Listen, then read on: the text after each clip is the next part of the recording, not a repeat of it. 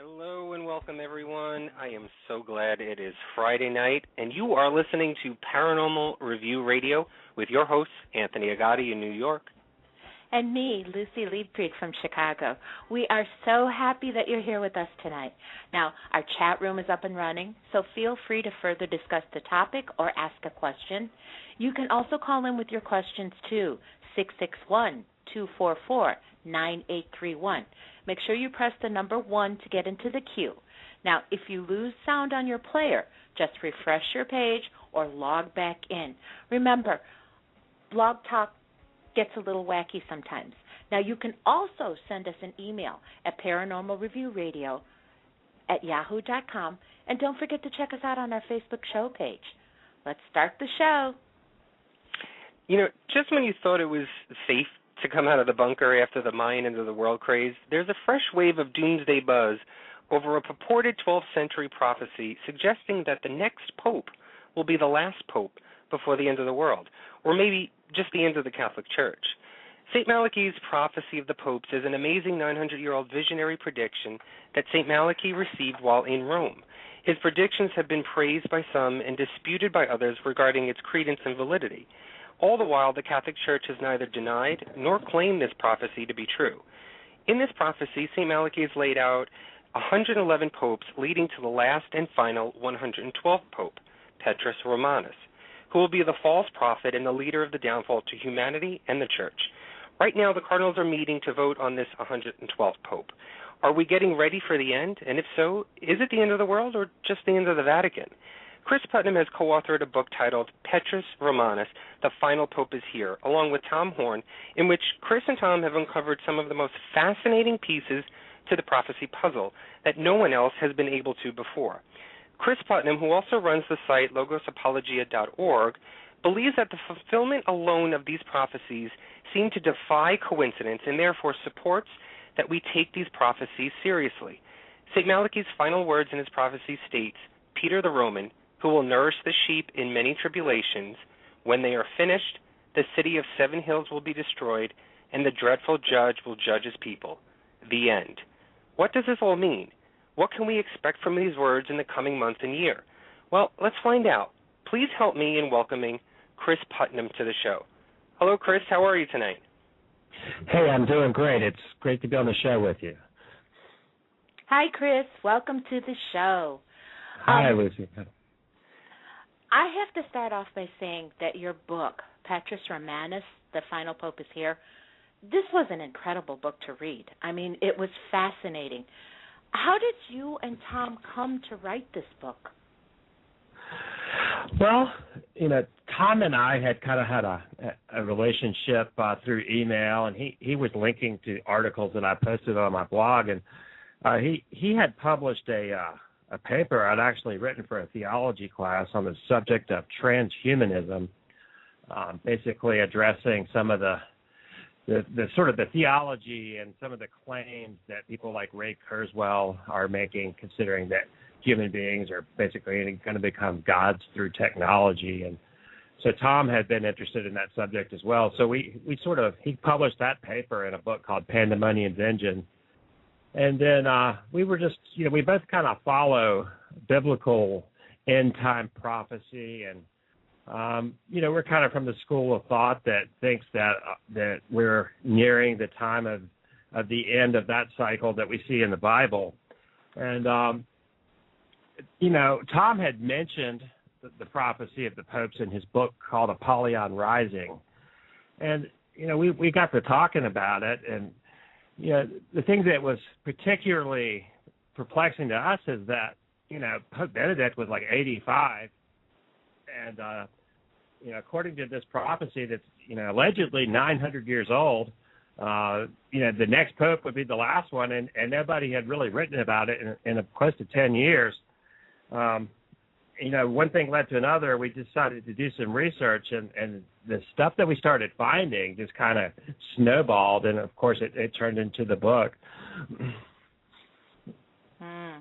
So just so that people can get an idea about who St. Malachy is, can you briefly explain who he was and how he came to be the author of the Prophecy of the Popes?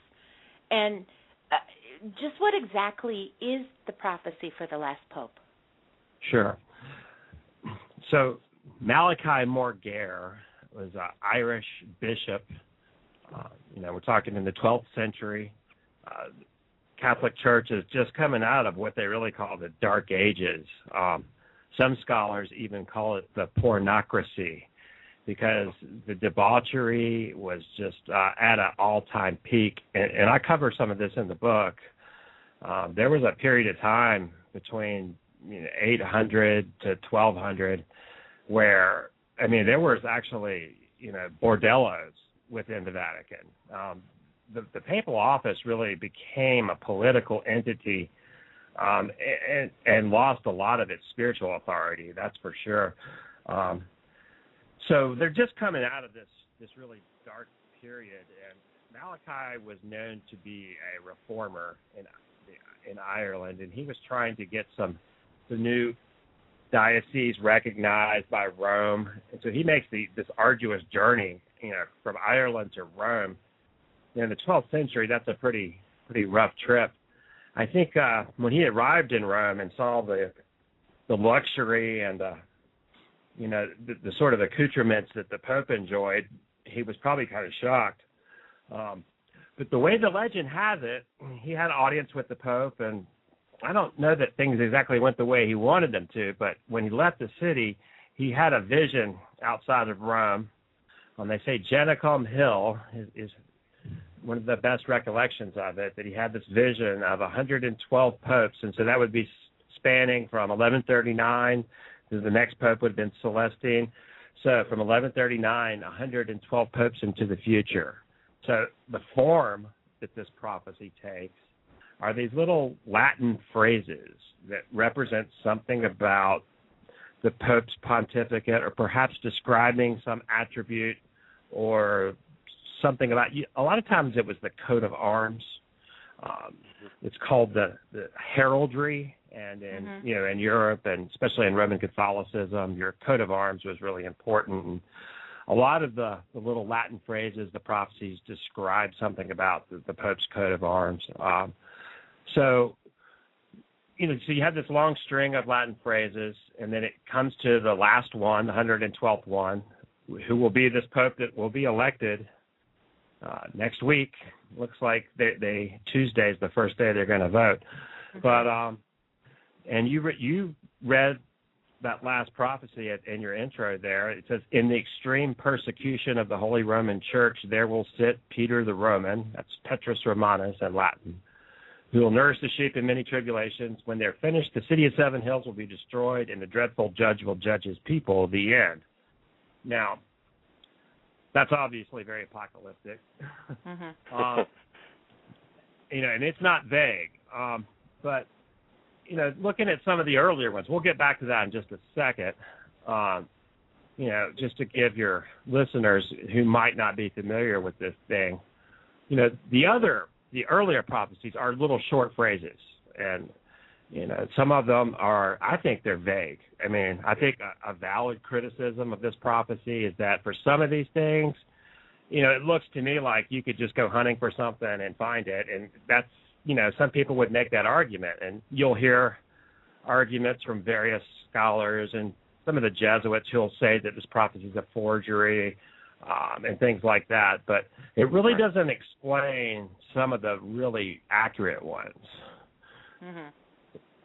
So, just for an example, some of these, the reason why you'll read the criticisms that they say it's a forgery, it's really hard to prove that Malachy is the one that gave this thing, because the best evidence that we have is that, he delivered this prophecy and gave it to the Pope, but then it went underground for 400 years or so.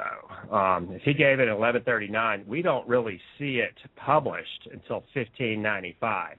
Now, in my investigation, I found some sources that seem to cite it and quote it earlier than that. One scholar seems to make mention of it around 1550 and another in 1572, something like that. But we don't really have a copy of it that we can prove until 1595. So for that reason, there's some evidence that someone tinkered around with the prophecies between 1139 and when it was, I think, around 1570.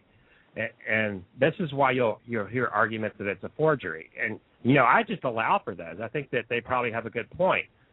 But what I argue is that what we have are two layers of context. We have an original document that someone took and modified the early portion of it to make it seem even better than it was for their own purposes, which was to get a particular candidate elected in the 16th century.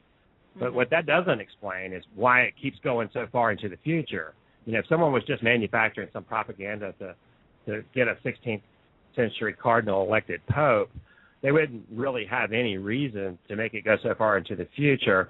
And the other thing that I think is kind of a mark of perhaps a real prophecy is that you're talking about a Roman Catholic prophecy from someone who was made a saint in the Catholic Church, Malachy. He was also attributed with healing people and some other prophecies, and his biographer is Saint Bernard, and there's actually a biography of Malachy. But I think one of the authenticating things about this prophecy is something called the principle of embarrassment. When somebody testifies in such a way that it's not flattering to them, it makes them, puts them in a bad light, that's generally a sign that they're not making it up. So, you have to ask yourself, why would, a Catholic, manufacture a document that predicts the destruction of the city of Seven Hills, which is, very transparently Rome is what it's talking about. So, it doesn't really make sense that, the arguments that say it's just a forgery. So what I'm getting at is someone took the earlier part and they made it match. There was a papal history published by a scholar named Pandenius, and it looks like what they did is they matched it up to Pandenius's book, like almost exactly in his descriptions of the coat of arms. And the reason why that we can detect that is because Pandenius made some mistakes in his book, and he got the order of a couple popes wrong. He got the coat of arms switched around in another case, and the early published version of this prophecy has the same mistakes as Pandenius's book in those early, in those positions. So that's a rather, telltale sign that somebody copied his book and fixed up the earlier part. But so the thing is, to establish if it's a real prophecy or not, really what we need to do is look at the ones after we can prove it was published in 1595. Now, some of those are really good. It's so good that I couldn't really debunk it. I mean, I'm a Protestant, and I'm not necessarily predisposed to believing Catholic prophecies like this. And, I tried to dismiss it. I looked into it, and, like I said, some of them seem vague, but some of the ones that hit are so strong that you just can't toss that out. Just to give the listeners a sampling. So, like for Paul VI, he was Pope in 1963 to 1978, and we'll talk about him a little later, too. His motto was Flos Florum in Latin, and that means flower of flowers, okay? And so this is one of the ones that matches the heraldry, the coat of arms. Now, his coat of arms had 3 fleur-de-lis, and that's a flower symbol used by the French monarchy. It literally translates to flower of the lily. So here's a prophecy. It's published in 1595. Nobody disputes that. You go down the sequence, then, in 1963, hundreds of years later, flower of flowers, his coat of arms is the flower of the lily, 3 of them. So my first thought is, well, maybe, Paul VI, as a cardinal, maybe he was looking at the Malachy prophecy, and, of course, he wants to be pope, so he, picks his coat of arms to match it. Well, I looked at that because several of the coat of arms cases are that way. But heraldry is an art and a science, and within Roman Catholicism, there are actually very strict rules. And I looked at the rules, and by the time you're a bishop, you have to have a coat of arms. I mean, it's a requirement. Now, the spans of time that we're looking at are 20 to 30 years for most of these fellows before by the time they're a bishop. and by the time that they're even eligible to be elected pope, and most of them have their coat of arms even earlier than that. So to be able to anticipate when the pope ahead of you might die and which name on the list, you would try to match it up to, would be really difficult to do. And I think that it's, prohibitively difficult. I don't think that that's, you can argue that that's why these are fulfilled that way. Because, that's a really exact match to a coat of arms description. So, that's one of the ways that we see it fulfilled. But the one that really grabbed my attention was Benedict XV. Now, he was pope from 1914 to 1922. And the phrase for him was religio depopulata. Now, that's a Latin that means religion depopulated, okay? Now, this is a different kind of prediction because this is a falsifiable claim. It's saying that religion is going to be depopulated. You can't really go hunting around, through events in his life or his coat of arms or anything to just find something to match this. It's a risky prediction. And, all things being equal, you would expect the church to remain about the same. It might go up or down a little bit, but religion depopulated is kind of going out on a limb. So what happens during the reign of this pope? This is the time that World War I broke out. The First World War, devastating to the Roman Catholic Church, devastating to Europe. But to add insult to injury, it's also the time that the Bolshevik Revolution broke out in Russia, and scholars say like 200 million people left the church at this time to join the Communist Party. And the ones that didn't, we have the writings of Lenin, who specifically targeted religious leaders because he saw them as the sorts of people that would stand up against the state. So, right when this prophecy, that we can prove is published hundreds of years ahead of time, says religion depopulated, it was heavily depopulated, probably more than any other time in history. Now, this seems to be the sort of thing that is supernatural to me. Wow. Well, I do want to talk about, let's talk about the second Pope Benedict. And as everyone knows now, he resigned back on February 28th.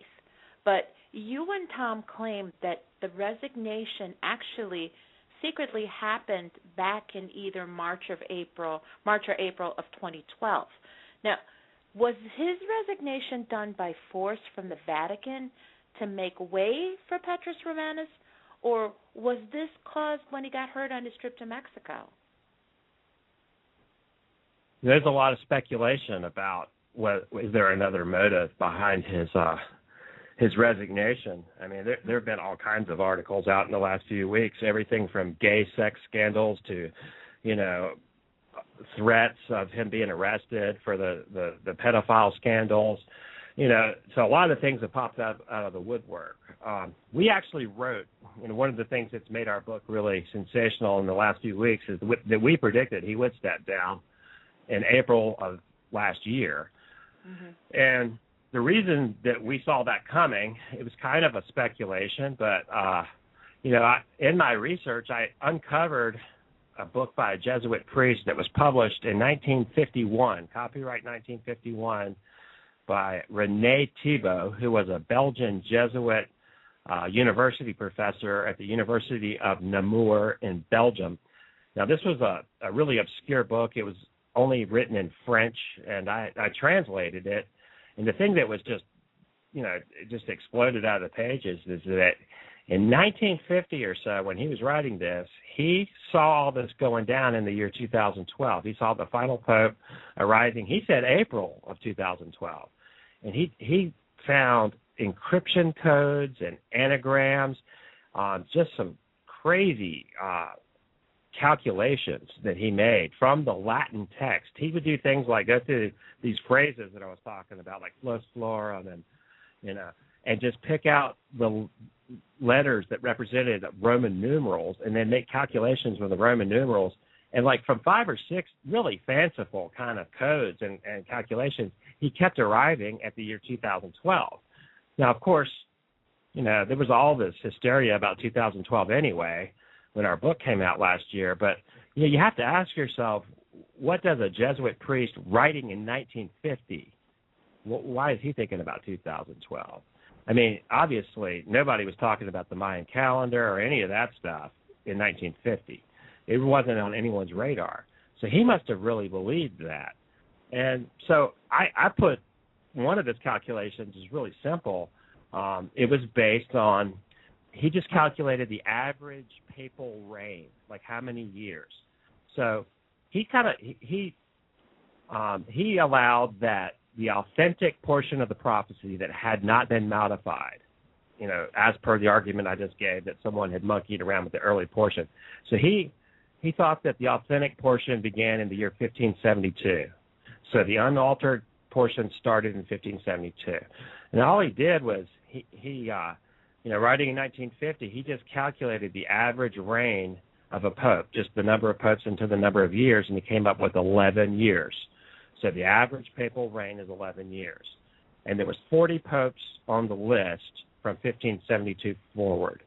So all he did was multiply 11 years times 40 popes for 440 years. He added that to the year 1572 and landed on the year 2012. So that's the simplest one. And I put that on a spreadsheet and put it on my website, last April. So that's there for everybody to see. It's published in our book as well. So that was one of the reasons that we were looking at April 2012, just because of this idea that, I explained a lot of his calculations and encryption codes. And interestingly, there were some rumors coming out of Italy that Pope Benedict could retire, that he was having health issues. And so we actually speculated, and it's in print, pages like 57, 58 of our book, Petrus Romanus. We predicted that he might step down for health reasons, and of course he did. But, it didn't happen in 2012, and, when it didn't last year, we kind of wrote this all off. We said, well, we guess Rene Thibault was wrong, and, I'd already kind of given up on that part. But there was enough else in the book that, gave it some shelf life anyway, so I wasn't terribly worried about it. But, then on February 11th, Pope Benedict does come up and say that he's going to retire. And that day, I was reading the New York Times article, and I have it here in front of me. This right here was just what kind of blew us away. So right from the New York Times, it says that the resignation was long in the planning was confirmed by Giovanni Maria Vian, the editor of the Vatican newspaper, who wrote on Monday that the Pope's decision, quote, was taken many months ago after his trip to Mexico and Cuba in March of 2012 and kept with the reserve that no one could violate, end quote.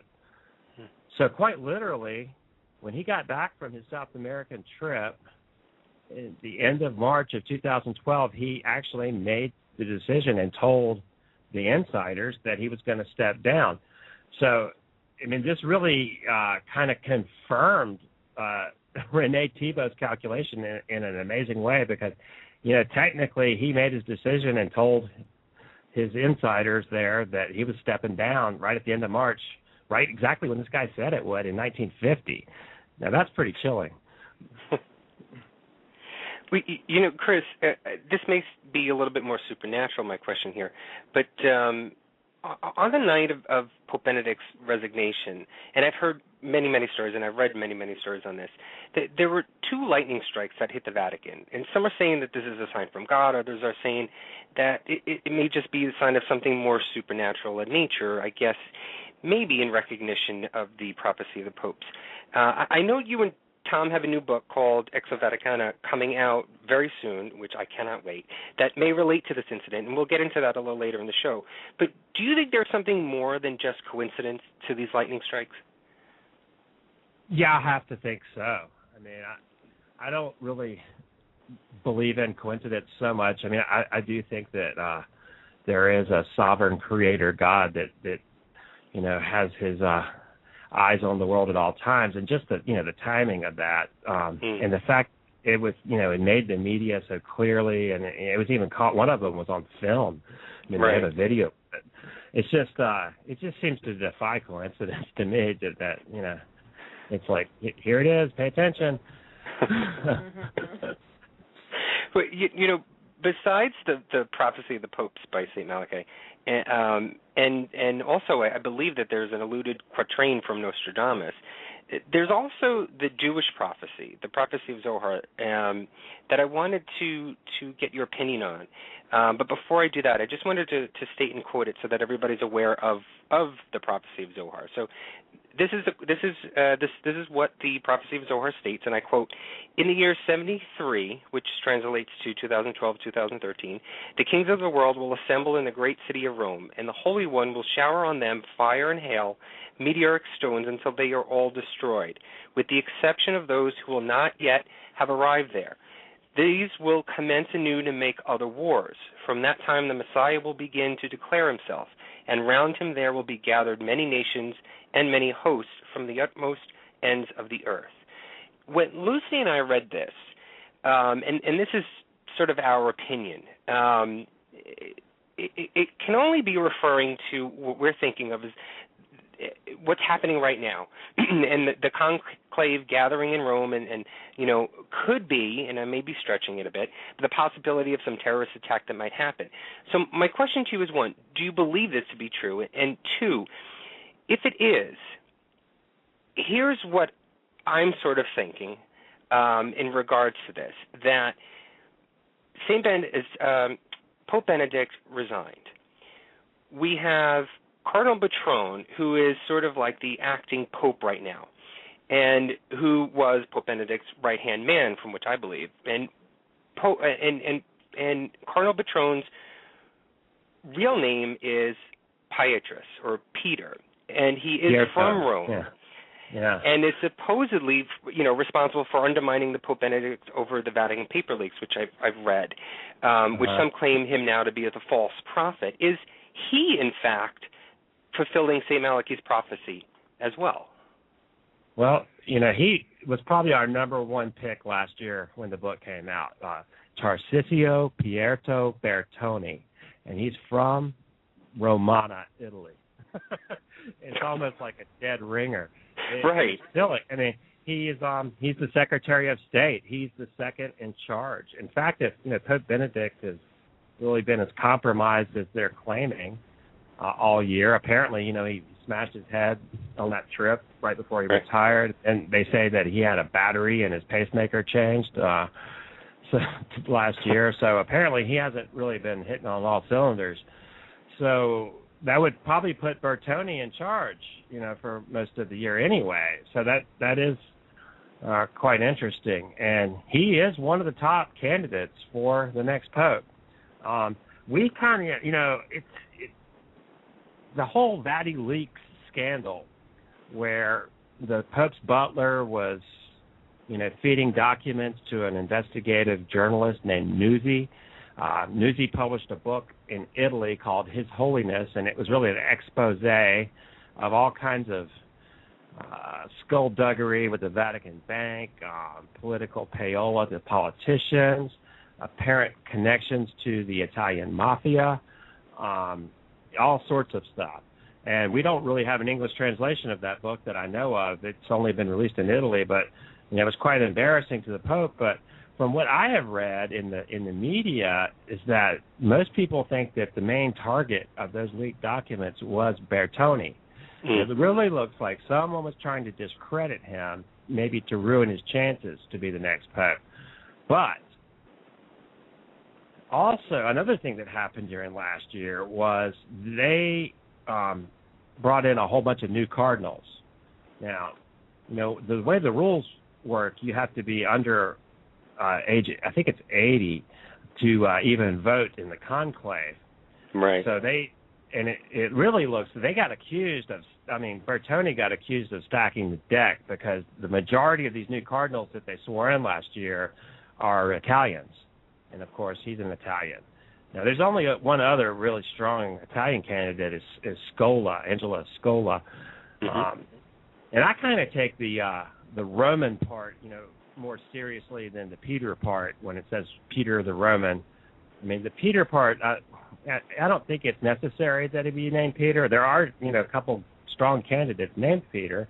And, of course, that'll make it even more exact if that's the case. But, in a very real way, all popes are claiming apostolic succession back to the Apostle Peter. So it could be, It could be fulfilled in that sense just by the fact that you are a pope. You're kind of claiming to be the next Peter in charge. So I'm not, I could see the Peter part being more of a metaphor, but I kind of take the Roman part more seriously, more literally. And, for that reason, I'm looking for an Italian. But, I could be wrong because there is an African candidate named Peter who is a strong candidate as well, and he's really made some strong statements about a new world order and a one world financial system that are pretty provocative. But I think Bertoni would be the most ideal match from what, he's the one that we wrote about last year, but we did make a list. We have about a top 10 that we put in our book, April 2012, and it's really interesting to me that if you go to the betting sites, they're putting odds on these guys. It really looks like they took our top 10 and just kind of superimposed it on their list. Well, Cris, you briefly mentioned the scandals, and another one of the other big scandals in the Catholic Church, of course, are the obvious sex abuse cases that we're seeing more and more of.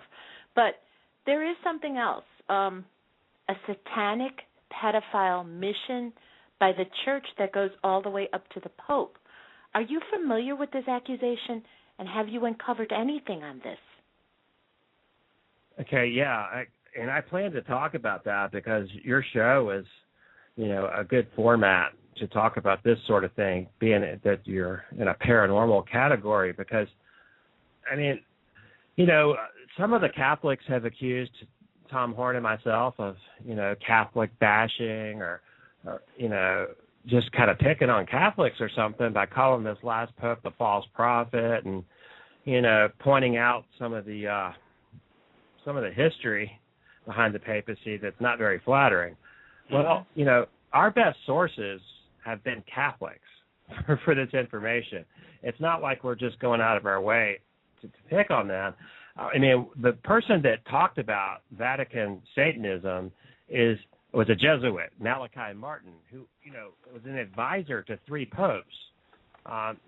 He was an insider in Rome, and, he's not the sort of person that you can say that is just going out of his way to be an anti-Catholic, because he was, a Catholic of Catholics.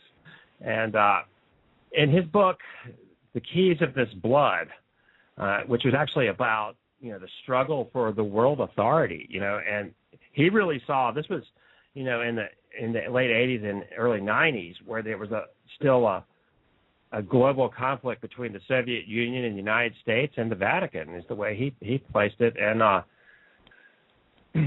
he talked about a group called the Superforce, or the Roman Phalanx, which was a group of Satanists that had infiltrated the Vatican.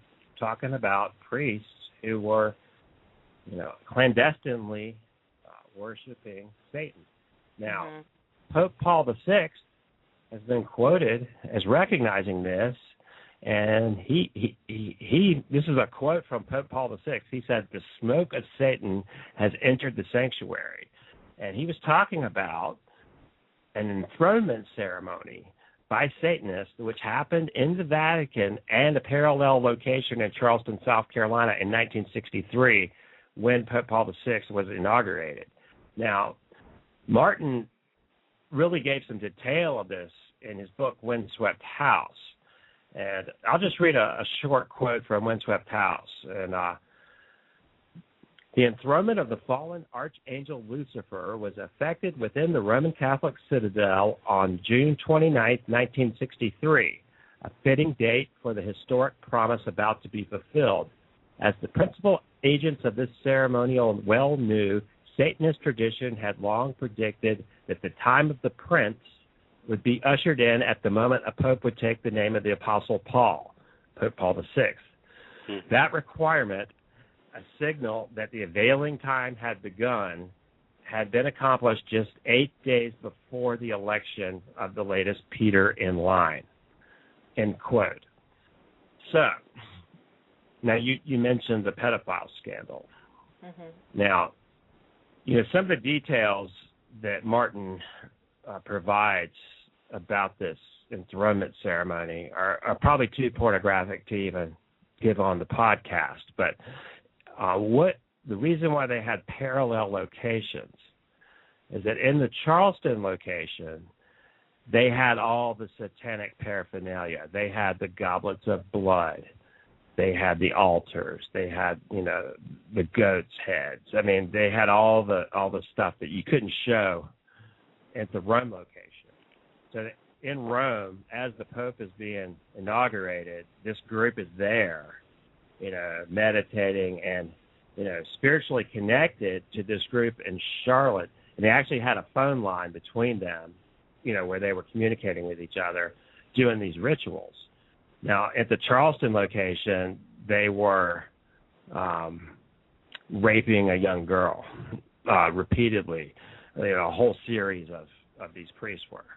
And this was part of the ceremony that was going on while the Pope was being inaugurated. Now, these details are all in Martin's book. There's another book that came out after this by William H. Kennedy, and it's called Lucifer's Lodge. And I think Malachy Martin helped William Kennedy with that book. But what his book talks about is that a lot of these incidents of pedophilia that we've read about and where the church has covered up and moved the perpetrators around and really obfuscated justice, they are not simple instances of perversion. A lot of these really have been ritual sex magic by Satanists. And he provides quite a bit of evidence for that in the book Lucifer's Lodge. So, and he's a Catholic. So these aren't just obscure conspiracy theories. They're pretty well evidenced historical events. And there's actually cults that have been exposed that are doing these things. And this has been going on for years. And, of course, the political mouthpiece of the Catholic Church has every reason to hide this sort of thing and to keep it, from the mass media. But, I mean, these materials have been out there. Malachy Martin, a lot of people think that he was murdered because he fell down some stairs in 1999 and he didn't ever survive that. He only lived a day or so after that. And, some people think maybe he was pushed or something like that. There was another priest, Father Kuntz, who had his throat slit ritualistically, and that was obviously murder. Tom Horn tried to do some investigation into that case, and at one point we had the police department was going to send us the records on file of the murder case that's still unsolved. And they'd agreed to do it, and then they backed out at the last minute and threw up all kinds of stuff where we had to contact the district attorney. But we did have a private investigator looking into that, but we were blocked before we could get a lot of data on the murder of Father Edward Kuntz. But he was one of the people trying to expose this situation. But, what's interesting is those two quotes that I read are kind of popular. A lot of people know about those. But there's actually another one in the book. Let me see if I can find it, where Malachy Martin actually listed the purpose of that ceremony. Let's see. I'm doing a little word search here. But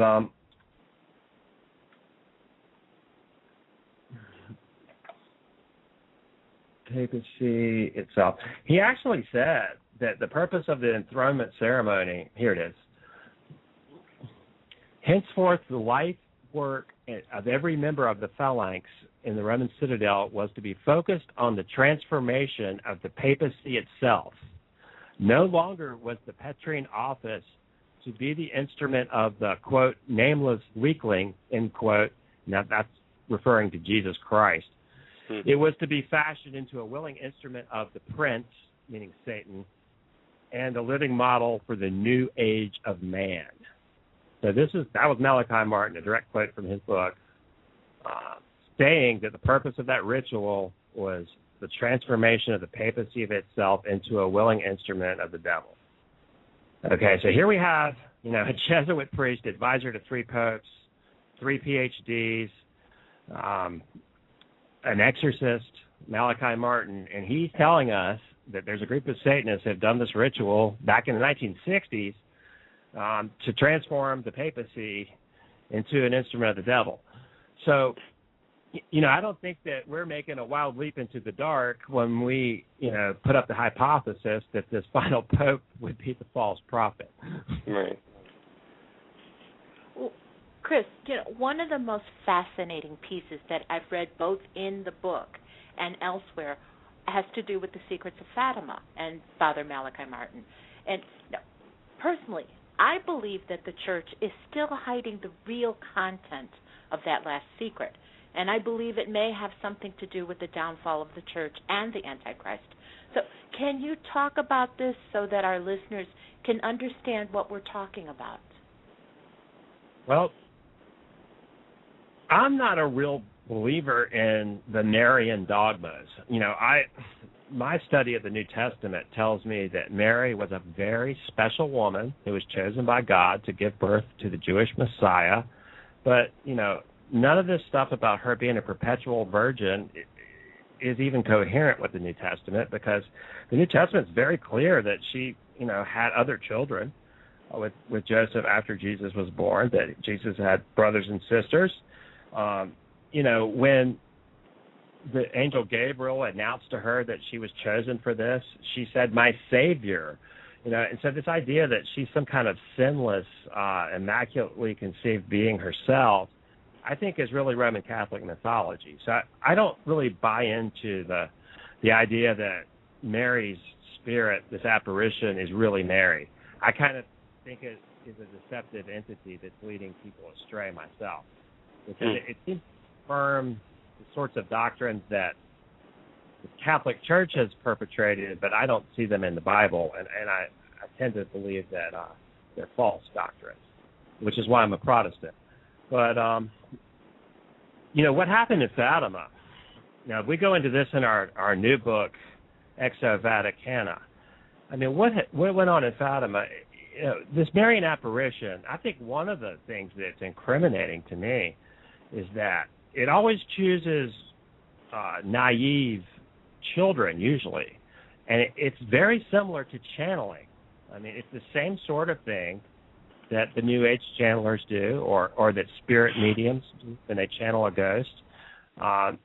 Something takes over a certain person, and then that person delivers the message. It's not, we don't have, like, the apparition handing us documents or anything like that. It's usually no one else sees it even other than the persons that are channeling it. So these 3 children in Fatima, Portugal in 1917 claimed to see Mary, and they delivered some prophecies. Now, there's a thing called the miracle of the sun that occurred, and this is why it's taken so seriously, is that in 1917, up to 70,000 people. Now, there's arguments about this. Some people say 30,000, some people say 100,000, but it's safe to say that there was a ton of people out there that gathered based on a prediction. These children said that Mary's going to do something on this date, to prove that this is an authentic miracle from her, and everyone show up. I think it was October 17th, I believe, 1917, something like that. But so you get this whole field full of people, and there's photographs of this. But you read the descriptions of what they saw. It's called the miracle of the sun. But what they describe seeing is a gray disc or a sphere dancing in the sky, spinning, rotating, and giving off, a rainbow of colors. So, in 1917, people didn't have vocabulary like flying saucer or UFO. But, when you read the descriptions, that's what they saw. It was something like a flying saucer or a UFO. It was definitely an unidentified flying object, which is a vague term, but, I've seen one photograph, and it's a gray ball. It could be a disc or it could be a sphere. It's hard to tell if it's not really a three-dimensional image, but it really just looks like a gray disc in the sky to me. And, you read those descriptions, and it sounds like a mass UFO sighting. So, I mean, I think that it is the same sort of phenomenon, and so do a large segment of ufologists. One of the primary ufologists that I've studied is Jacques Vallée, who is he's got a degree in astrophysics and a PhD in computer science. He's been studying UFOs since the early 60s, along with, J. Allen Hynek. He's been around since the beginning, and I think Vallée has seen more of the data and more cases than just about anybody alive now in ufology, and I take his assessments quite seriously. I think he's probably one of our best scholars in that subject, and he's written about Fatima extensively in ufological terms. And so it's some Portuguese scientists. There's a couple books about it that, there's quite a few scholars that are looking at this thing as a mass UFO sighting now. And I put it in that category, and we make that argument in the book Exo Vaticana. Now, what's even more interesting to me concerning this miracle of the sun and the Fatima thing. Now, I know you want to get to the third secret, and I'll head that way. But I just have to throw this little bit in.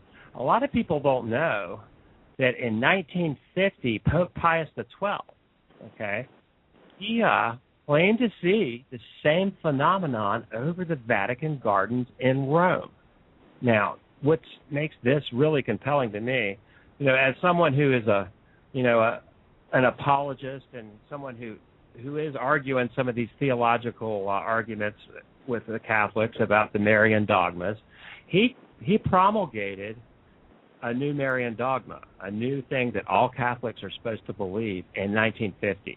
Now think about just the kind of the audacity of, you're talking about events that happened in the 1st century A.D. with Jesus' mother.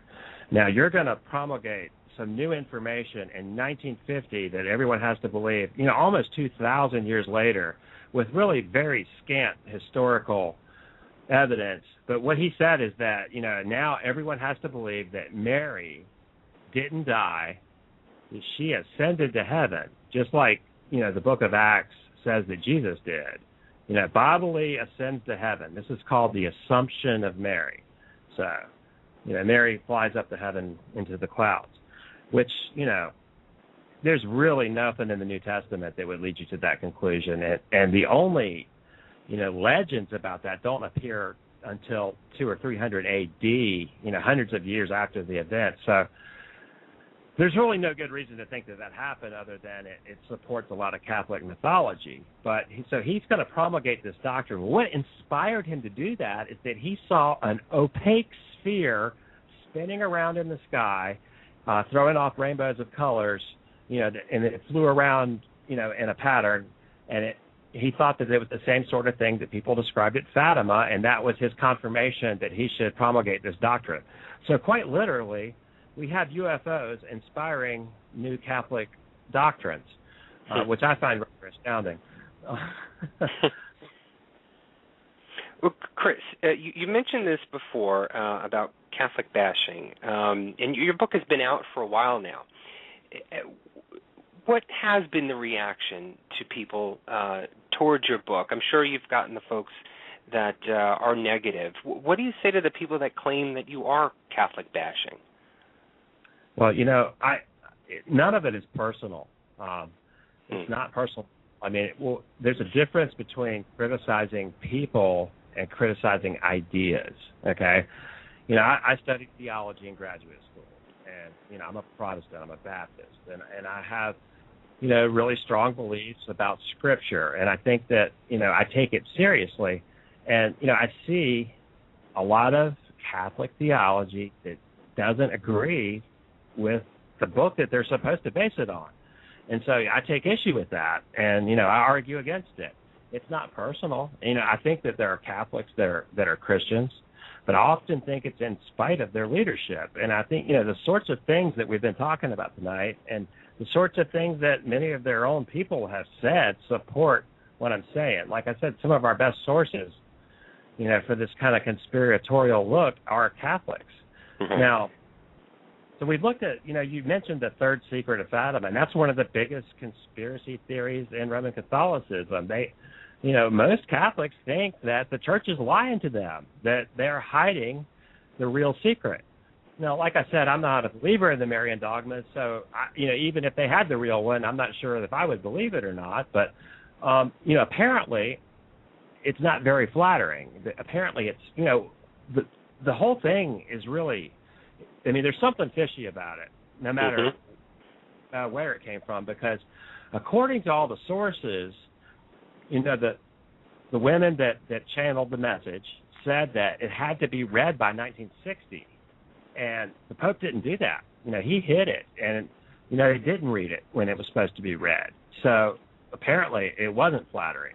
So there's plenty of evidence that it's been covered up and obfuscated. So what most Catholics think is that the one that they released in the year 2000 is fake, and the people that were behind that are, guess who? Cardinal Ratzinger and Tarcisio Pietro Bertoni are the two guys that released one that everyone thinks is a fake. So it's all kinds of speculation. What does the real secret say? It's interesting that just today I posted on my Facebook page. Now, I don't know if this is real or not. I'm not endorsing this, but I just think it's interesting that I found a website by Catholics, and let me see if I pull it up right here. And they are claiming that they have the authentic third secret, and that it says that Rome will be destroyed on May 13th, 2013. And this is a group called the Third Secret Pro Forum. I don't know. But it's a group of Catholics, and they have a document. They have a photograph of it. It's supposed to be the Third Secret. Now, I don't know if this is real or not, but this was published on the web on Wednesday, April 21st, 2010. I think you can just Google the authentic third secret of Fatima is announced, and you should probably pull it up. But, it would coincide almost kind of neatly with this conclave. Now, if you think about what we're looking at, we got a conclave next week.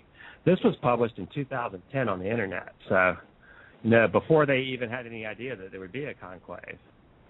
And it's saying that Rome is going to be destroyed in May 13th of 2013, which just would be, a couple of months after the Pope arrives, which would seem to coincide with what the Malachy prophecy says with the city of Seven Hills being destroyed. That's why it's kind of interesting, because, I don't think in 2010 they anticipated the conclave, but the timing would be, it seems to be pretty fortuitous.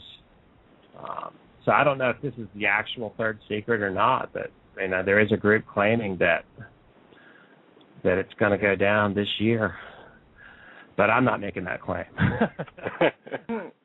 Well, Cris, Exo Vaticana, the new book with Tom Horn, I believe it's due to come out in April, and it takes this incredible revelation of the Vatican one step further, one giant step further, really. Can you give our listeners an idea of what the new book will uncover? Absolutely. Well, like I was saying with the Fatima thing, we think that has much more to do with what we call UFOs than the mother of Jesus. And what we have uncovered is there's quite a bit of theology in place through various theologians within Roman Catholicism and their astronomers that seem to be making quite a bit of concession to the idea of extraterrestrials. And, I found some interesting correlations with UFO sightings and the Catholic Church, the papacy in particular. Just to give you a little sampling, in 1978, it was the year of three popes. This was when Pope Paul VI, who we've been talking about, died. Then Pope John Paul I was elected. He only lived 33 days. A lot of people think he was poisoned. And then John Paul II was elected. So in one calendar year, it's the famous year of three popes, 1978. Well, when we wrote about that in Petrus Romanus, that was obviously quite an interesting conspiracy theory that, John Paul I was killed. But what we didn't realize is right in the middle of that short 33-day papacy, there was a massive UFO flap over the city of Rome. Now, I'm not talking about just some vague lights in the sky that a few people saw or something like that. I'm talking about military officials, police officers, and newspaper articles. There's a paper trail. And this is all documented in our book. I even have, clippings from the New York Times news service. But like one of the mutual unidentified flying objects in MUFON has a report. On 5:50 a.m. September 14th, people in Rome saw a triangular object for 5 minutes. About the same time, people near Florence see a cigar-shaped object. Early on the morning of the 16th, highway police near Rome received calls about a luminous triangle and beams of greenish light. Okay, this was right, during the middle of that short 33-day papacy. So we have triangular craft. This was reported by Vatican guards, airline workers. There's a green radiation beam coming down. 2 weeks later is when John Paul I died.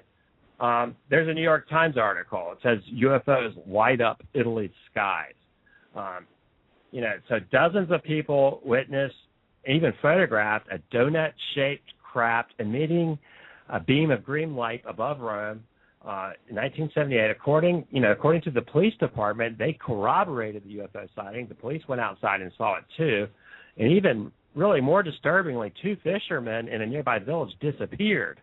Now, I was unable to find out if they ever reappeared or if anyone ever found these guys, but the New York Times reported that, these 2 guys just went missing and they couldn't find them. So, right at this time that we're having all this controversy, 3 popes in 1 year, right in the middle of this, right above Rome, there's all this crazy UFO activity going on. Now, how does that all connect? I don't know exactly how that all connects, but the relation is really interesting. So, a lot of people probably don't know, but the Vatican maintains observatories, and they have a really high-tech facility on top of Mount Graham in Arizona.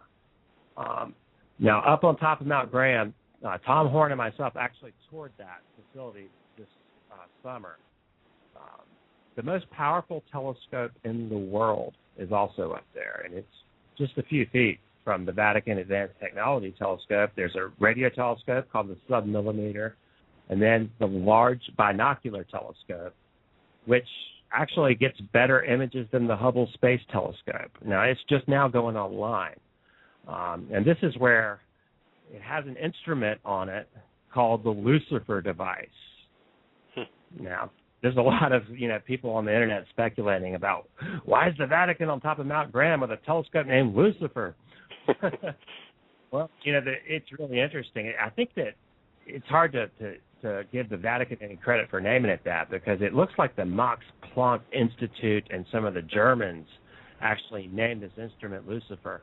It's actually an acronym for Large Binocular Telescope Near Infrared Spectroscopic Utility with Camera and Integral Field Unit for Extragalactic Research. Now, that's a really close acronym to make that into Lucifer. Oh, God. I think they stretched that a little bit. They stretched hard to do that. But from what I can cover, the Germans, there's a reporter for WorldNet Daily called the Heidelberg Institute in Germany, tried to get to the bottom of it, and they tried to deny. Out of one side of their mouth, they're saying, well, we didn't really name it after the Lucifer in the Bible. That's really not talking about the devil. But we did it to honor this German politician whose name is Teufel, which means devil in German. Okay. So named after a politician whose name means devil. It's like completely contradictory. So one way or the other, they did name it after the devil. Well, keeping along these lines, and honestly, Cris, I cannot wait for your book, Ex Venicana, to come out, because if there's one topic that I love within the paranormal, it's UFOs. And with this intrigue with the Vatican, it just heightens it up even more. Monsignor Corrado Balducci is recently retired Roman Catholic priest living in Rome who I believe is an expert on demonology and on demonic possessions. I believe he served for many years as an exorcist in Rome, and which is a pretty powerful position to be sort of, I guess, appointed by the Vatican. So in regards to your new book, He has said some interesting things about UFOs, and here's a quote he gave on an interview in Italy. "It is reasonable to believe and to affirm that extraterrestrials exist. Their existence can no longer be denied, for there is too much evidence for the existence of extraterrestrials and flying saucers as documented by UFO research. To assert categorically that they are illusions and hallucinations or that eyewitness testimony accounts are not credible is wrong. This would have serious consequences for religion itself, since religion is founded on an historical incident on the birth of Jesus Christ, of whom we have knowledge through the testimony of the Gospels." What do you say about these comments? Yeah, it goes even deeper than that. I mean, Balducci, he's a Monsignor, which is an honor granted to him by a pope. He's an exorcist from the Archdiocese of Rome. So if you really were trying to get an opinion on demonology or, then he would be, you couldn't really ask for anyone with more authority than him. Now, what's really interesting is that he not only said those things, I mean, he said that the evidence was overwhelming, that he had firsthand knowledge that these things were really extraterrestrial. And in fact, at a UFO convention in South America that he was at, he actually said that, I'll quote, "I wish to be the spokesperson for these star peoples who are also part of God's glory, and I will continue to bring it to the attention of the Holy Mother Church." Okay. Well, the thing that we find most disturbing about Balducci is he denied any sorts of occult connections or any kind of connection with the demonic in association with these entities. Now, UFOs are not all necessarily the same thing. It's a very vague category. There could be good ones and bad ones. I don't know. But what I do know is there's a ton of evidence that it's connected to the occult, and there's the sorts of things that we read about in the abduction phenomenon have the earmark of the demonic all over them. Now, almost every Christian researcher that I know that looks into the alien abduction phenomenon comes to the conclusion that it's pretty much one and the same thing as what we read about with incubus and succubus demons in the Middle Ages. I mean, if you look at the sorts of material that we have really throughout time, there's always been some sort of phenomenon with some kind of entities, usually sexually interacting with people, doing, things to them unwillingly. And, what it looks like to me is that they stay one step ahead of the technology of the day. If you look at the contactee literature in the 1950s, they said they were from Venus. Well, now we know better. So now they're from Zeta Reticuli. It seems like they just kind of stay one step ahead and they lie. And the sorts of things that you read from people that have experienced contact with these things, it's a lot of manipulation and lies. And, it seems like it's demonic phenomenon. So how do we explain, why is this Catholic demonologist saying that these are not demons? I mean, he said very specifically that, okay, these are not demonic, they're not psychological impairment, and they're not a case of entity attachment, end quote. Okay, so here's an official exorcist, I don't know how he can make that evaluation and then saying that it's not connected to the occult, because anyone that's read just more than 2 or 3 pages of the contactee literature from people like George Adamski or, even Whitley Strieber, I mean, there's tons of occult connections in there. I mean, a lot of these people are really into the occult. So, I don't know. It just seems like, is he stupid or is he lying? I don't know. But, I mean, it seems to me that Balducci is doing some kind of snow job. I don't really understand how he could be that naive. Well, Cris, I can't wait for this book to come out. But let's get back to Petrus Romanus and the prophecy. And I do have one simple question. Should we worry about what may happen after this new pope is elected?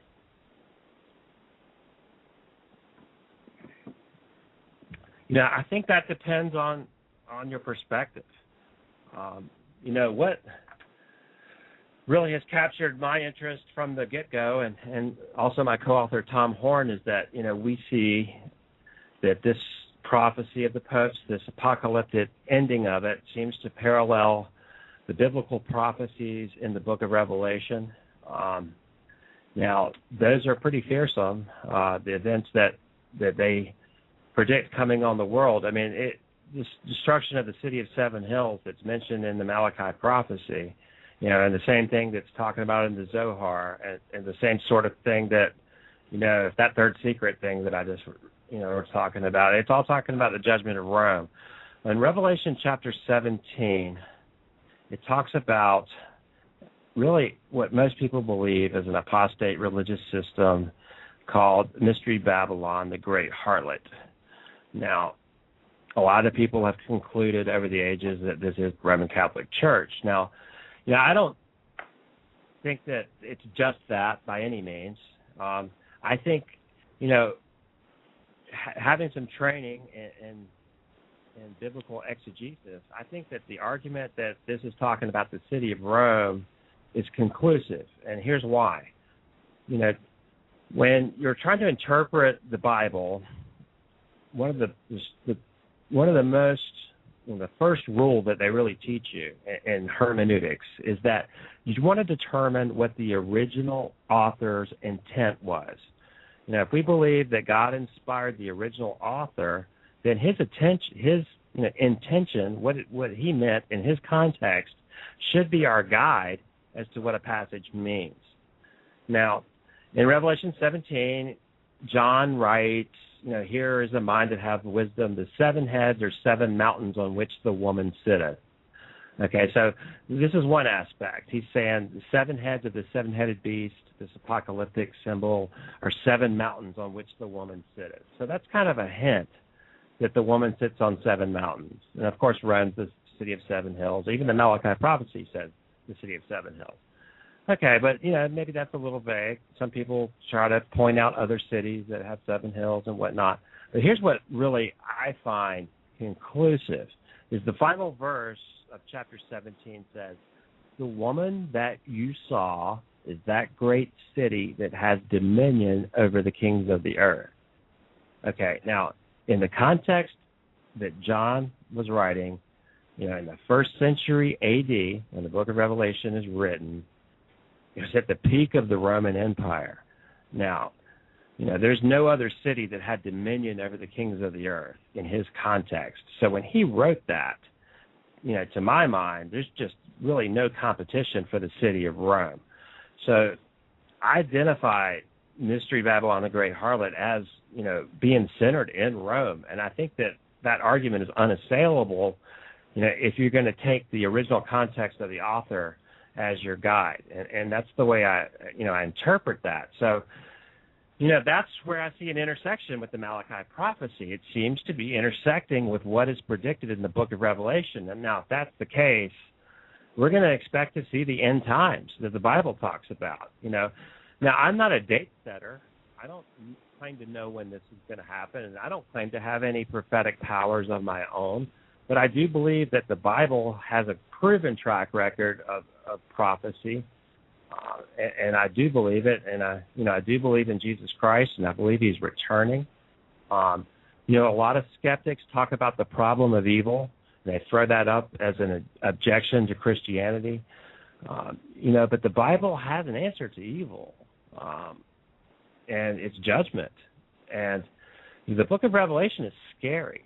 And it talks about a third of the world's population getting wiped out in like one big smash of a sounds like maybe an asteroid or a star or called wormwood, crashes into the sea and poisons the waters, and there's all sorts of apocalyptic events that are very scary. But the end of the book of Revelation is actually the restoration of the world to like the Garden of Eden. And it says that He's going to wipe away every tear and dry every eye. That evil is done with. Okay? So what this is all about is really the vanquishing of evil. It's the restoration to the world to what God intended it to be, so that we don't have wars, so we don't have nuclear holocausts, so we don't have things like the Holocaust in Germany, or the sorts of things that Joseph Stalin did, where people were just starved to death systematically. There's great evil in the world, and that rather than that being an argument against biblical theology and the existence of God, I think it actually evidences it, because this is the sort of thing the Bible does talk about, is that there is evil and that there is sin and that God's going to judge it, and it's ugly. And I don't wish that on anyone. So, what's the answer? Your question is, should we be afraid? Well, it depends on, how do you stand with God? I mean, how do you feel? Do you feel confident that if you were to die today and face God, could you say that, that your sins are forgiven? Because, I don't think anybody deserves to be in the presence of God, from my understanding of this. The only reason that I have any confidence at all is that I believe that Jesus died for me and, took my place for the things that I've done, because I'm not worthy. I'm not better than anyone. I'm just fortunate that that Christ chose me to be a believer in him. And I really think that that's the way it works. So I think that if you're in Christ, you don't have a thing to fear. It's a glorious time, and expecting of the restoration of all things and the vanquishing of evil. So in that sense, there's nothing to fear. If you're on the other side of the aisle, though, if you don't believe in him and I'm right, then there's a lot to fear. And that's about the best answer I can give you on that. But thank you. That was beautiful. Thank you for that, Cris. That was very beautiful. I do want to talk about, since we're talking about theories, I do have one that I'd like to bring up, okay?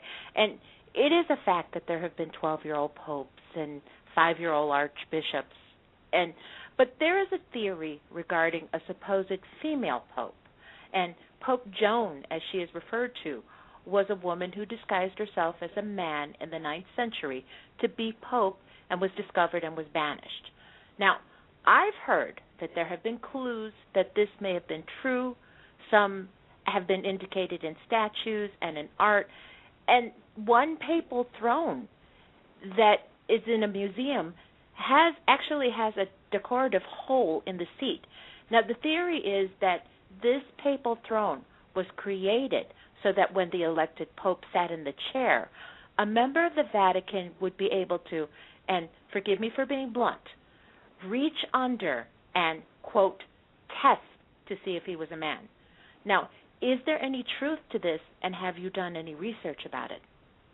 I actually did talk about the Pope Joan legend in the book Petrus Romanus, and it's hard to tell if it's true or not, but there's some Catholics that seem to think so, and there's quite a bit written. There was so much debauchery and just wacky stuff that went on during that time that I was calling the pornocracy earlier, between roughly 800 and 1200 in there, that it's hard to say. I think it's certainly possible. Some of the characters that were in the papacy at the time, it just wouldn't surprise me if it was true. Mm-hmm. Cris, to your knowledge, has anyone in the Vatican read or learned about your book, Petrus Romanus, and gave a response? There's been a few Catholics that have, but I don't know about anyone in the Vatican proper. I suspect that, now with all the attention that it's getting, that there probably will be more attention paid to it. I'm going to have to go here in a minute, but I don't know. I haven't gotten anything specific from an official source that I know of, but I've actually been corresponding with some Catholics. There's quite a few Catholics that agree with us in our interpretation of what's going on with the papacy. Now, they would disagree on some of the arguments I make concerning theological doctrines and things like that, and that's all well and good. I've never said that no Catholic is a Christian, or that they're not saved just because they're Catholic or anything like that. It's not a personal thing when I argue against certain doctrines and things like that. And I do think that there are Christians within the Catholic Church, but I do think the system was compromised when they sort of made a marriage with the world and became this political entity. And then you see instances of coercion, forcing people to be a Catholic. You just can't coerce people into belief in something spiritual. It never works. I mean, it's the opposite of the sort of thing that you see in the New Testament. It's not the way that it was ever meant to be. And, when you have things like the Inquisition and things like that on your track record, it's really hard to overcome that. And, I just think as a system, it's deeply compromised because of those sorts of behaviors in the past. And, that's my position with that. Well, Cris, this has been an amazing interview. Now, for everyone listening, you must read the book Petrus Romanus, which is available online and in bookstores all over. Also, please go to Chris's website, which is www.logosapologia.org. It's a really interesting site, and you can also learn more about his new book with Tom, which is called Exo Vaticana, and it's due out soon in April. Is that correct? I think it's going to be out in 2 weeks. We're really pushing the schedule to try to get it out about the same time that Petrus Romanus is elected. And, in that book, we really do we think that the Vatican has adapted their theology to accommodate extraterrestrials. We think that the way biblical prophecy plays out, that, it's talking about the world coming under the leadership of an antichrist figure. And so how could the world be united? How could all these disparate religions and secularists, and all the atheistic scientists, how could everyone come under the leadership of one system so quickly?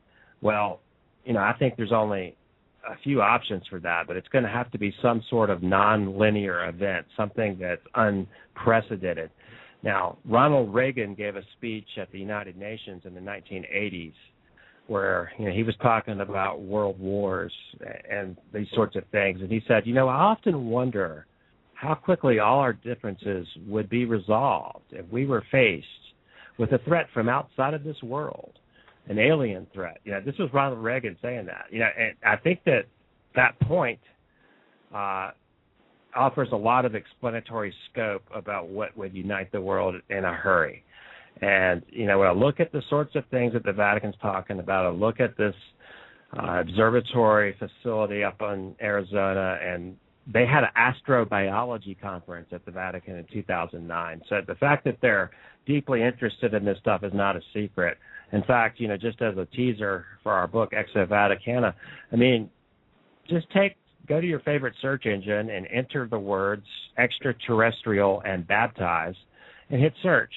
And you'll get hundreds of articles, quoting various Jesuits from the Vatican Observatory Research Group talking about baptizing extraterrestrials into the church. Now, why are they saying these things? So we really unpack a lot of that in the book Exo Vaticana, and you can find about that book at RaidersNewsUpdate.org, which is my publisher and co-author Tom Horn's site, and my website is logosapologia.org. But hey, I'm working on a book that's going to cover paranormal subjects, ghosts. I think that the New Testament seems to support the idea that ghosts exist. So, I'm not opposed to these ideas because I'm a Christian. I think they're very interesting. I'm very interested in near-death experiences and things like this. So I'm going to try to unpack some of that and hopefully get a book out this summer about that subject. And I would really like to come back on and talk to you guys when I get that going. Chris, I'd love that. We would love to have you back on the show again, both to talk about that new book and about Exo Vaticana and the website. And we wish you the best. Absolutely. My pleasure. Good night. Thank you, Chris. Have a great weekend. Thank you, Chris. That was amazing. I'm speechless.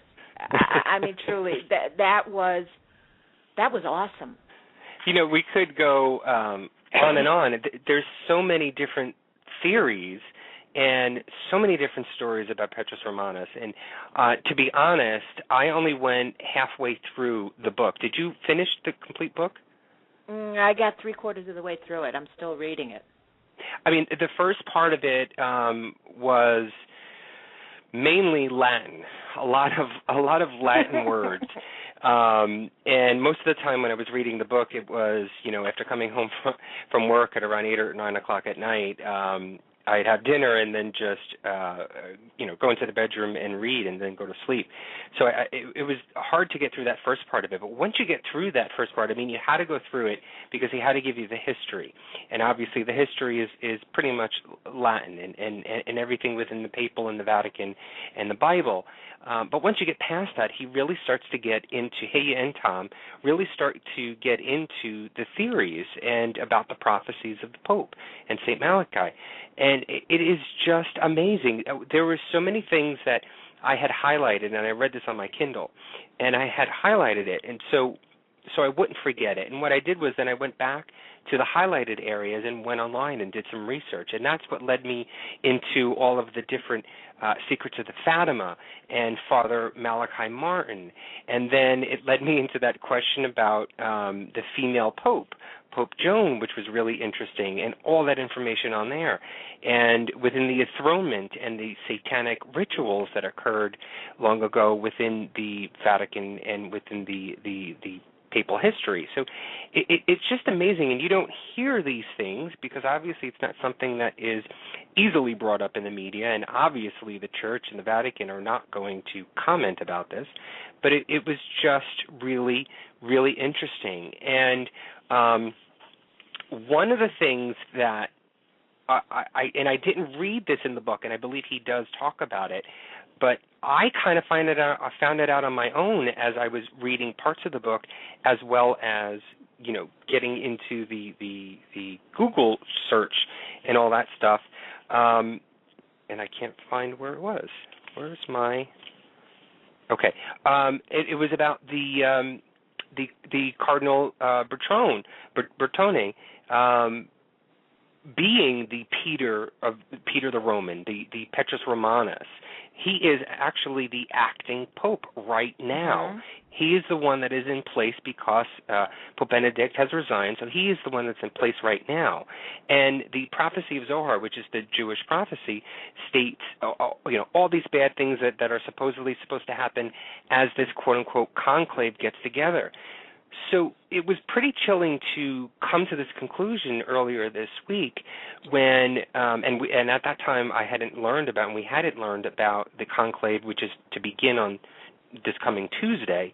Mm-hmm. They were waiting for the popes to come, and the prophecy of Zohar says that pretty much everyone is getting together in this group, but not everybody will be there yet. And these fireball meteorites are supposed to come down, and it's supposed to feel as though it's a terrorist attack.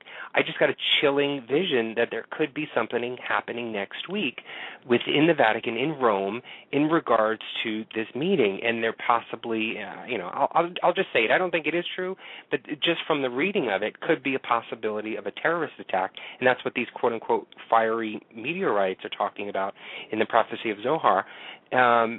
As the conclave are deciding who the Pope is. And because this is the destruction of the Roman Catholic Church or Roman Catholicism in general, and possibly the end of the world, it's because Cardinal Bertone is the Peter the Roman, who is the acting Pope right now. It was just really chilling, really weird. I mean, just picture it, 12 midnight reading about this and then going on Google in your darkened room, putting all this together. It just blew my mind. Well, as you go through the book, like you said, the beginning part is a lot of Latin. It read kind of like a textbook. But then all of a sudden he starts going into theories, and it starts moving, and you can't stop. And one thing, and this is one thing I really thought about, and I really want to ask you, we're both Catholic. As you read this book and as you listen to Cris tonight, what are your feelings? I mean, are you offended by it, or do you take it as bashing? I mean, after all this, how do you feel about it? No, I don't. I don't feel that it is bashing at all. I mean, my personal belief, and this is my own personal belief, this is not something that I am, trying to convey to other people, but I have a hard time believing in the Catholic Church. I've had this feeling for a very long time. I believe in the words of the Bible. I believe in Jesus. I believe in God. But the church is just hard for me to swallow because of what Cris was talking about. There's just so much odd, weird history that has gone on that has created the church to what it is now in their beliefs and what they try and mandate amongst all of its parishioners. I have, my faith is basically, you don't need to go to church in order to believe in Jesus and to believe in God and to profess your faith. God and Jesus are all around you. You lift a rock, there he is. That's my belief. I don't need to go. Many people believe that they feel they need to go. It's because they want to be amongst common fellow worshipers, to come together as a group or as a community, and that's great. But to believe in the church and all that it mandates, I don't accept. I don't believe in that. So his book doesn't so much bash the religion, it just questions the church and its abilities and its achievement. And so I really didn't take offense to that. Neither did I. As I was reading through it, and, I was raised in the Catholic Church, but like you, I have become disillusioned with a lot of the things that have come across. And this hasn't been a recent thing. This has been a gradual thing, and it's been quite a long time since I have been disillusioned. And also too, I believe in God. I believe in that higher being. I also believe that you don't have to be in the church to worship. You don't have to, there's the Gnostic view of God and religion, and that is that God is within you. I believe that. I believe that life, just everything that we have, the fact that, that we have trees and sun and all of it, that's all God. And a lot of the things that the Catholic Church has put forth, and religion has always been a real big interest of mine. I read a lot on it. I read about different religions. Being half Cherokee, studying about Native American religion, there's a lot of things, like you said, in the Catholic Church that just do not make sense, that they don't feel right. And a lot of the issues and theories that he brought forth, they do point towards an underlying sense of evil. And whether or not it's true, whether or not it's something that people can believe, I think that's an individual thing that sooner or later we're all going to find the truth. Now, what I took from this book is exactly what he said. I do believe that, if there's a judgment day coming, it's going to come. But I also believe that no one knows when it's going to happen. Only God himself knows that.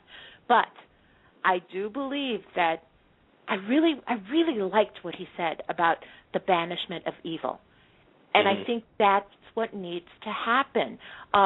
Just the whole idea of the trappings and all of the money and the wealth that's involved in the church, it doesn't make sense. It does not make sense when you have hunger, when you have people that are starving. There's something very uneven about this, where the church itself keeps amassing all of this wealth, but yet we still have people in the world that don't have enough. There's something really wrong with this picture. So that's why I think when Cris was talking about the banishment of evil, and I hate to say this, but it possibly could mean that it is God and Jesus himself coming back to put the religion back on the right track and banish the evil of the Church and the Vatican and what they've caused and what they've created.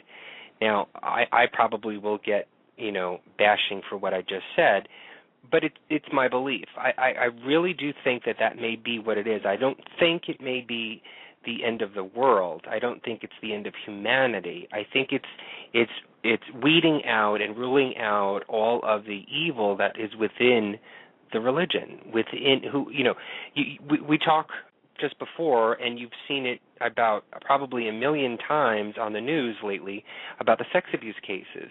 Now, the one thing that I've always said for so many years, and I've only gotten one response, and it's the same response that everybody says to me about this, is why priests cannot marry. And I understand, and the response that I've gotten was that they are supposed to be devoted and married to the religion and to God, and that's who they're supposed to devote their life to. But the Bible also says that we are here to procreate. We are here to be with the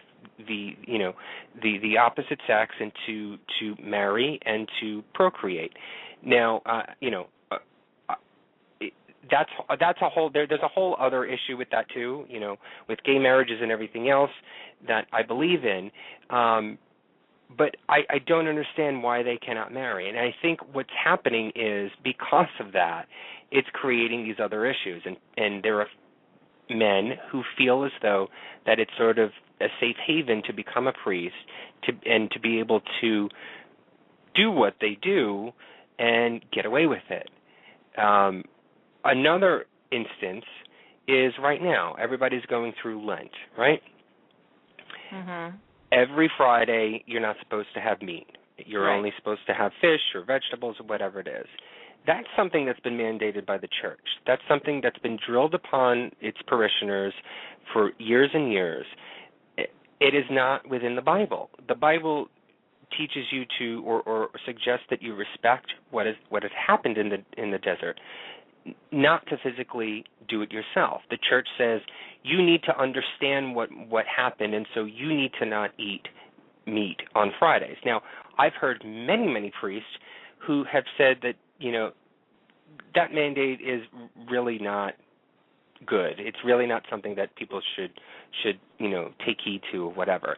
And this is coming from Catholic priests. So a lot of these rules and a lot of these protocols that they put in place don't make sense. And so you have to understand, you have to find out, why are they not making sense? Why are they creating these boundaries with everything? And to me, it's just a matter of control. And the church has this, I guess, fascination with control. And I understand years ago you needed to have that because they were trying to get their worshipers, their fellowship, their parishioners. You needed that. But I think now, I think there needs to be a change. I really do think there needs to be a change. And I think maybe this is what the Petrus Romanus is. This is the change that could be happening, and it could be the change within the church to make things better. Well, one thing that has always struck me, and in my studies of different religions, the one thing that is the strongest that comes from a higher being, no matter if you call them God, if you call them Yahweh, if you call them Buddha, whatever, is love. Love is the bottom line. Love for another, love for mankind, love for the earth, love. And from what I feel and from what I'm seeing within the Catholic Church, there isn't much of a focus on love anymore. With these scandals that are coming up with the abuse of children, what is the most horrific thing that you can do to a child is that you could take this trusting, this innocent, and harm them. Because no matter how these men, these people, no matter how they look at it, you are harming a child. What is the most purest thing that is on earth? It's a child. It's the innocence. It is the love that they have. They don't know anything better. Here you have this church. And what he was saying about, the pornography, I've read about, the things that have gone on in the church. And it is really, truly amazing that even back then that people took what the Pope, what the church was saying, and they took it literally. It's okay, no matter what they're doing. And it wasn't like it was common knowledge. I mean, people did know what was going on. Showtime has a series called The Borgias, and if you've never seen this show, if you've got an interest in religion, you really should watch it. I mean, I know it's sensationalism of what it is, but it really does follow what it was happening in the papacy at that time. And to look at these people and not just watch the show, but then actually go and do some research, and you'll find what they're putting forth is actually true. Where you had, the Pope had a mistress. The Pope actually had children. The political intrigue, bringing in their own candidates, to be bishop. All of these things were just evil. And I think what the church has lost sight of is the most important thing. What is the strongest message that the higher power has for us? And it's love. And I'm hoping in my heart of hearts, I am praying that we do banish the evil. We do have, part of the awakening that's happening is going back and becoming aware of good and evil. It's becoming aware of love and the lack of it that we have in this world.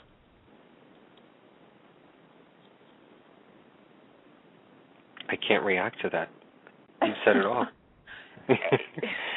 It's true. I mean, you've said it all. I do hope, as you've said, that things do change.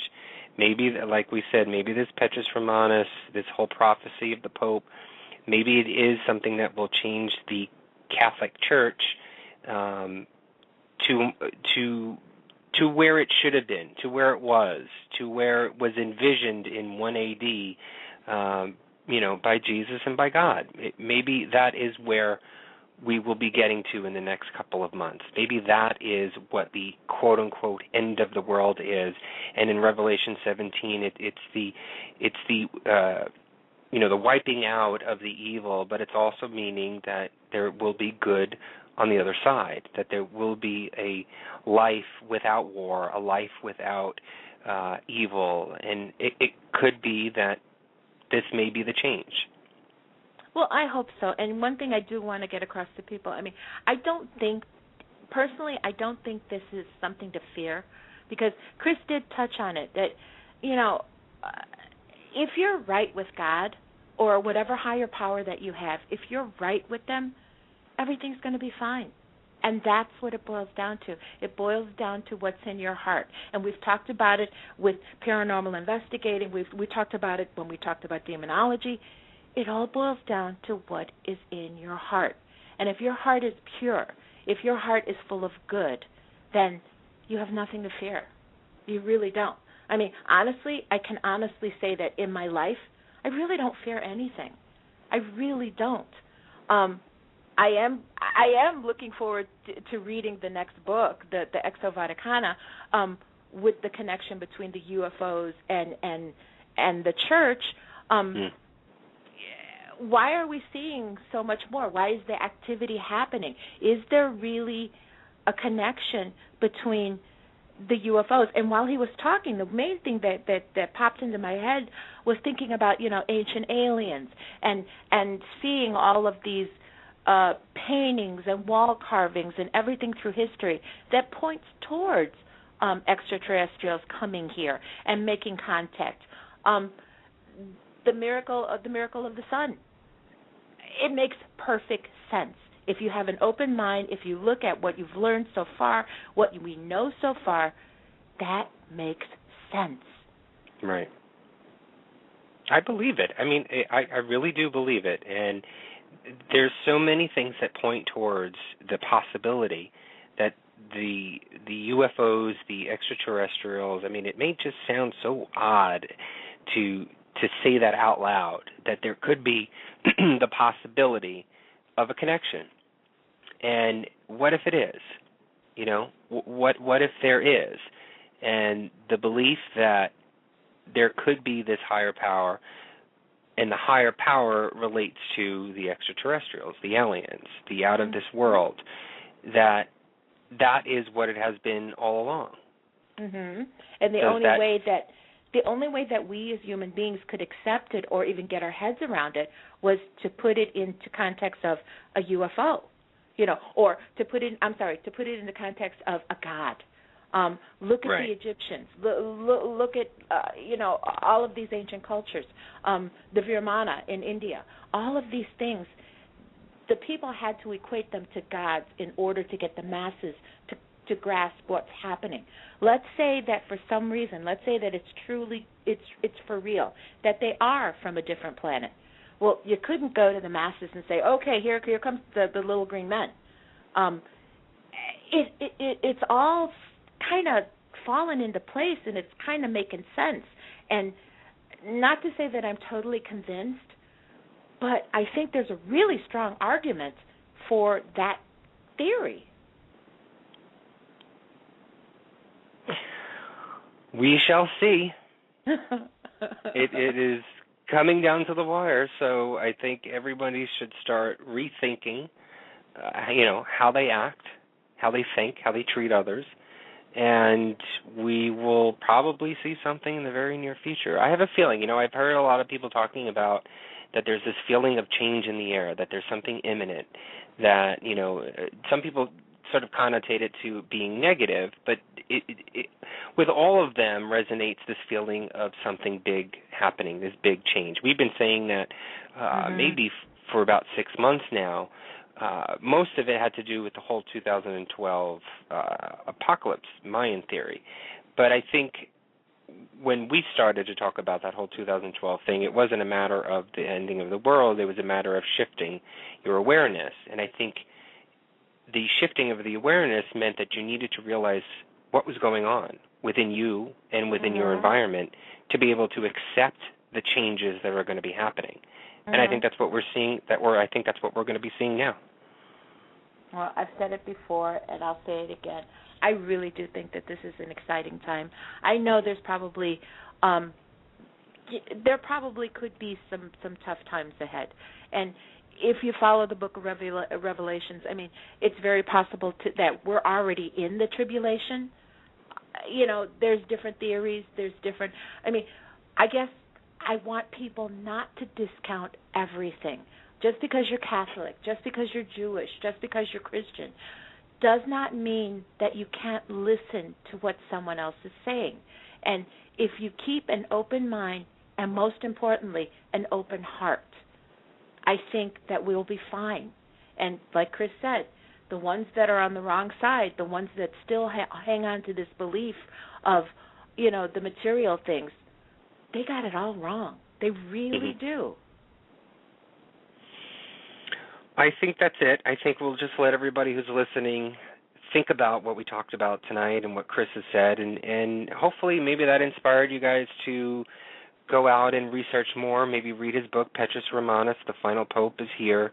Look for his new book, Ex Vaticana. I cannot wait for that book. I honestly cannot wait, and that is something that I'm going to force myself to read from beginning to end. I'm going to take a whole weekend, or if it's just a Saturday or Sunday, a lazy Sunday, whatever it is, and just read that book, because I really do want to know what that insight is. It's something very new to me, and so it's really interesting. Go to his website, logosapologia.org. He's got some great stuff on there and insight into Petrus Romanus, as well as some additional research and history for the Ex Vaticana book. So I do suggest you guys go out there and look through that, read that, maybe do some research on your own. But, Luci, why don't we get to the Radio Fan of the Week? Okie dokie. The Paranormal Review Radio Fan of the Week this week is Rochelle Reed of Gilbert, Arizona. She likes No Doubt, Foo Fighters, and 9 Inch Nails. She's a gamer. Yay. She likes Silent Hill and The Sims. She also likes Ghost Adventures, True Blood, Dexter, and, of course, she likes Paranormal Review Radio. Rochelle, thank you so much for being a fan. Thank you for posting on our pages. And you know what? We love you. Her name is just, whenever you say that name, it's like Rochelle, like, but anyway. I don't know why that just came to me. I must have been possessed. All right, don't forget, if you want to be a Paranormal Review Radio Fan of the Week, just like us on Facebook. Join our page, Paranormal Review Radio. And Luci, I cannot wait for you to intro what next week's show is going to be about, because it is going to be amazing. If you thought tonight was great, next week is going to be amazing. Well, you know what? I do want to say, prophecies about the end days have been made as long as man has been on this earth. And you know what? We're still here. Okay, there's much to watch and to think about in the coming year. Now, will this new pope fulfill St. Malachy's prophecy, or is it just another prophecy that will not come to pass?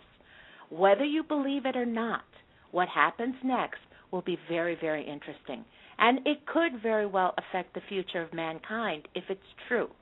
The discussion tonight gave us a whole lot to think about. We want to thank Cris Putnam for joining us tonight. The depth of his research was amazing. But let's change gears. Let's lighten the mood a bit, okay? So what do you have planned for this weekend? Nothing? Yeah, well, you're bored. You call up a friend to come over and hang out. They show up with a little something to make the evening fun. They bring over a Ouija board. Now, do you say, hey, set it up, let's go? Or do you ask them to leave the board in the car? Well, the Ouija board has been the subject of much debate. Is it dangerous, or is it just harmless fun? Can we actually connect with spirits for a bit of communication, or are we actually opening up a portal to the dark side? Well, next week, we are going to look at these talking boards, and we have a couple of guests that are going to help us see the truth about what the Ouija really is. Brandon Hodge is a collector, an author, a researcher, and an entrepreneur who has created a website called MysteriousPlanchette.com. Robert Murch, Jr. is the world's foremost collector, historian, and expert on Ouija and talking boards. Together, these two experts will lead us on a journey into the bizarre world of tipping tables, seances, ghost hunts. You need to join us next week as we search for the truth about the Ouija, talking boards, and spirit communication. Thank you, everyone, for joining us tonight. We really do appreciate each and every one of you. Anthony, thank you so much for another excellent show. You really are the best co-host in the whole world. What are you buttering me up for now? We're going to Gettysburg. So, until next week, my dear parapeeps, have an amazingly paranormal week. Good night. Good night, everybody. Paranormal Review Radio.